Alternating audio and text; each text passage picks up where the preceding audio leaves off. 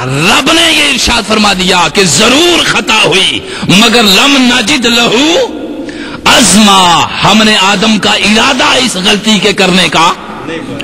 اب آپ کے ذہن میں آ گیا کہ گناہ اسی فعل کو کہیں گے، گناہ اسی عمل کو کہیں گے کہ جس عمل کے کرنے کا مستقل مسلسل ارادہ کر لیا ہے۔ آپ کو سمجھ آ گئی؟ ارادہ کر لیا ہے تو اب کیا ہو جائے گا؟ آپ کی سمجھ میں شریف میں یہ مسئلہ حل ہو گیا۔ اب آئی یہ بات کہ آدم سے خطا ہوئی، وہ خطا اور باقی خطائیں ان سب کو پیش نظر رکھا جائے، اور اس کا سرٹیفکیٹ خود رب نے عطا فرمایا۔ آدم کی خطا کو مت پیش نظر رکھو، اس لیے کہ ہم نے آدم کی خطا پہ اس کا ارادہ نہیں پایا تھا۔ اب بات ختم ہو گئی، اور یہاں سے ثابت ہو گیا کہ انبیاء گناہوں سے کیا ہوتے ہیں؟ معصوم۔ انبیاء گناہوں سے کیا ہوتے ہیں؟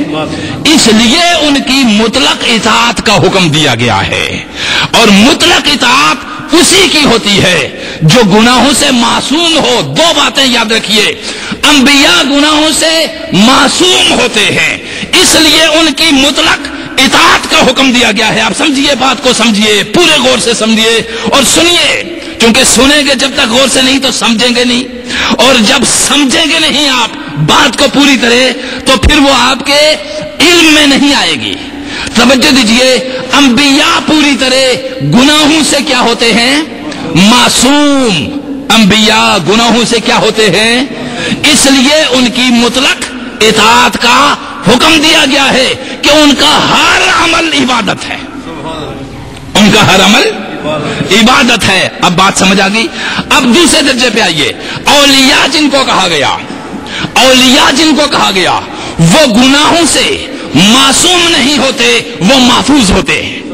وہ کیا ہوتے ہیں؟ گناہوں سے محفوظ ہوتے ہیں، معصوم نہیں ہوتے۔ بات سمجھ میں آئی؟ انبیاء مکمل معصوم، اور اولیاء گناہوں سے محفوظ ہوتے ہیں، معصوم۔ آپ کے ذہن میں بات آئی؟ اس لیے کسی ولی کی اطاعت کا مطلق حکم نہیں دیا گیا، اس لیے کہ وہ معصوم نہیں، محفوظ ہوتے ہیں، اللہ کے فضل سے محفوظ ہوتے ہیں، اور خطائے احتمال بھی باقی رہتا ہے۔ سمجھ گئے آپ میری بات؟ اب ہم اس میں سارا ایک نظام معصیت اور نظام تقویٰ کو پرکھ رہے ہیں۔ اب آگے چلیے، اس بات کو جب آپ نے ذہن میں رکھ لیا کہ ہم نے آدم کو ارادہ خطا نہیں پایا، اور کوئی بھی عمل گناہ اس وقت بنے گا جب آپ کا مستقل ارادہ اور قصد اس کے لیے ہوگا، ورنہ عام حالت میں وہ گناہ نہیں قرار پاتا۔ یہ بات جب آپ کے ذہن میں بیٹھ گئی، اب اگلا جملہ میں نے پچھلے جملے پر کیا تھا کہ اللہ نے ارشاد فرمایا کہ ہم نے آدم کو، آدم علیہ السلام کے لیے ارشاد فرمایا کہ ہم نے وَلَكُمْ فِي الْأَرْضِ، دو بار حکم دیا اللہ پاک نے نزول کا، حبوط قرآن مقدس میں ارشاد فرمایا، دو بار کس کا حکم دیا؟ آدم علیہ السلام کو۔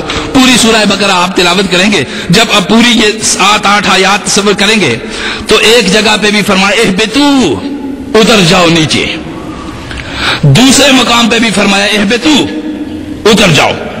پہلے مقام پہ حکم حبوط صرف آدم اور اس کی ذریت کو تھا۔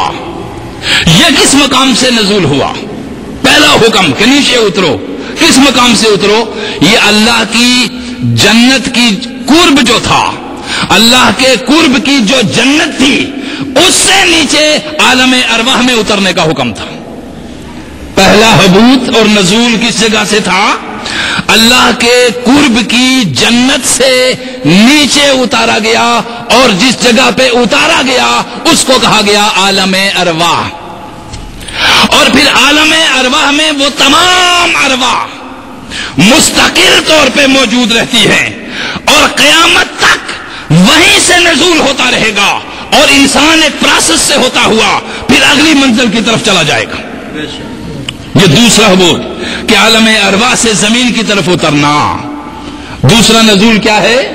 پہلا ہے قرب حق جو جنت جس کا کہا گیا وہ قرب حق تھی، اور قرب حق کی جنت سے ایک خطا کے سبب نیچے عالم ارواح میں اترنے کا حکم ہوا، پھر عالم ارواح سے زمین پہ اترنے کا حکم ہوا، اور عالم ارواح میں وہ تمام روحیں جو قیامت تک اس کائنات میں آئیں گی وہ موجود ہیں، اور اپنے وقت پہ سب کی سب اترتی رہیں گی عالم ارواح سے، اور زمین کے اس سیارے کا یہ دور پورا کرتے ہوئے پھر جب اگلی منزل عالم برزخ کی طرف نکلیں گی، دوسرے مقام پہ کہا جائیں گی وہ عالم برزخ کی طرف، برزخی زندگی کی طرف جائیں گی، برزخی زندگی میں عالم آراف کی طرف جائیں گی، پھر آگے بڑھتے چلے جائیے اور پھر عالم آخرت میں چلی جائیں گی۔ یہ ہے ایک پورا۔ تو آدم علیہ السلام کو حکم دیا کہ آدم میرے قرب خاص کی جنت سے نیچے اترو عالم ارواح کے اندر، اور پھر عالم ارواح سے نزول حکم ہوا نیچے سب سے پہلے انسان جس کو وہ تھے آدم، اور پھر روحیں اوپر ہی سے آتی چلی جائیں گی، میٹیریل تمہارا زمینی فضا سے لیا جائے گا، اندر کا انسان اوپر سے اترتا ہے، اندر کا انسان جس کو روح کہتے ہیں وہ کہاں سے آئے گا؟ عالم ارواح سے آئے گا۔ میٹیریل زمانے کے حالات، جس طرح آپ کسی جگہ جاتے ہیں سردی کے موسم میں لباس ٹھنڈا پہن لیتے ہیں، گرمی کے جگہ پہ گرم لباس پہن لیتے ہیں، مختلف، لہذا یہاں کے اس سیارے پہ ہمارے لیے روح کے لباس کے لیے یہی ڈیزائن تخلیق کیا گیا جو ہمارے سامنے موجود ہے۔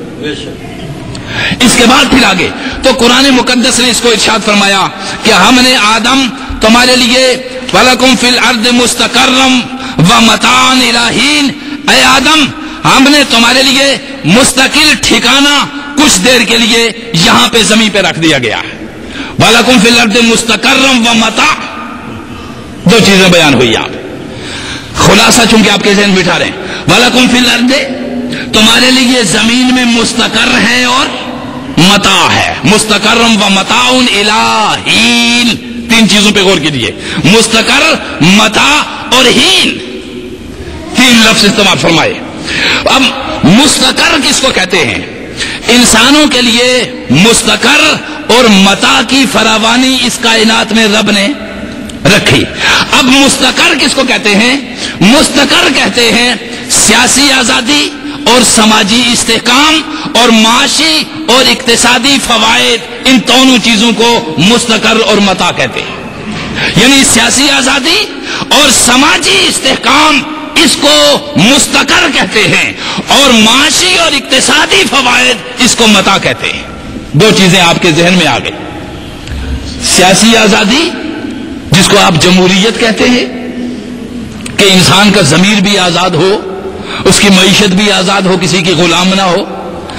اب یہ دیکھیے توجہ، خاص کر کے جو توجہ ان آیات کو جب آپ پڑھیں گے، مثلا انسان کو مستقر کے طور پہ سیاسی آزادی بھی دی گئی اور سماجی استحکام بھی، سیاسی آزادی اور سماجی استحکام یہ لفظ مستقر میں آیا، اور معاشی اور اقتصادی فوائد یہ متاع، جس طرح کہتے ہیں نا متاع بے بہا ہے درد و سوزے آرزو مندی، یہ علامہ اقبال نے۔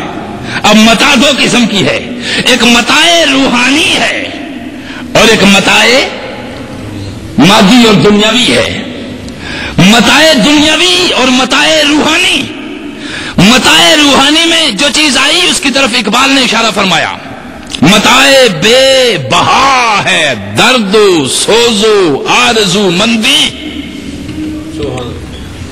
ان کی متاع یہ ہوتی ہے، اور یہ وہ جو تیسری اعلیٰ کوالٹی کے لوگ ہیں ان کی متاع یہ ہوتی ہے۔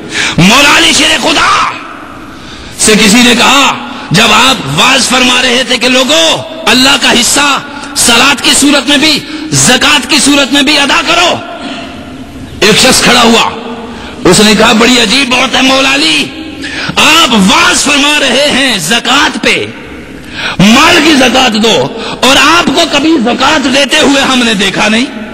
توجہ دیجیے ذرا، بات ہو رہی ہے متاع بے بہا کیا چیز ہے اور کن لوگوں کے لیے ہے، اور متاع دنیا کیا ہے اور کن لوگوں کے لیے ہے۔ متاع بے بہا درد و سوز و آرزو مندی